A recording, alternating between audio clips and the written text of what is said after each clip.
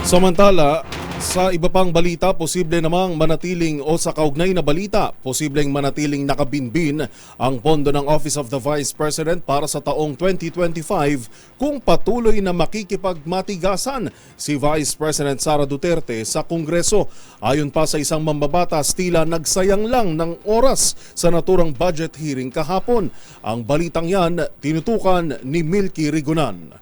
Inaasahan na matatagalang makalusot sa committee level ang panukalang budget ng Office of the Vice President kung patuloy na iiwas sa mga tanong at kawalan ng kooperasyon si Vice President Sara Duterte. Itong ipinihiwatig ni Lanao del Norte Representative Zia Alonto Adjong ang naatasang magdepensa ng OVP budget sa plenaryo. Halos 5 oras na nakasalang sa hearing ng House Committee on Appropriations si VP Sara. Umiiwas itong sagutin ang tanong ng mga mambabatas sa issue ng confidential at intel funds at ilang beses na pinapaalalahanan na sundin ang regulasyon at paggalang sa committee rules. Sa panig ni Bataan Representative Geraldine Roman, nakadidismayaan niyang hindi pagsagot ni VP Sara kahit sa mga plano ng OVP na ipapatupad para sa mga susunod pang taon. Sabi ni Roman na sayang ang mahigit 5 oras na budget hearing pero bukod sa word war sa ilang kongresista, paulit-ulit lang ang sagot ni VP Sara na tumatanggi siyang sagutin ang mga tanong. Narito si Congresswoman Geraldine Roman.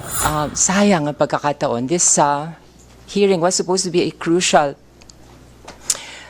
forum for us to ensure that the public funds are allocated wisely and effectively. No?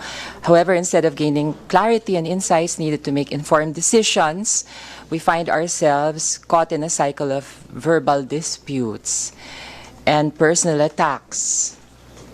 And I'm just pointing at one side only, maybe both sides, possibly, and also formula answers, scripted answers, and even insinuations that we are following a script.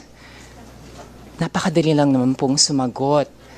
Bakit kinakailangan pa nating hold us in doubt and keep us in the dark?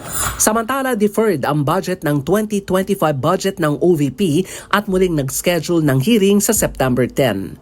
Para sa MBC TV Network News, ako si Milky Rigunan, una sa Pilipinas, una sa Pilipino.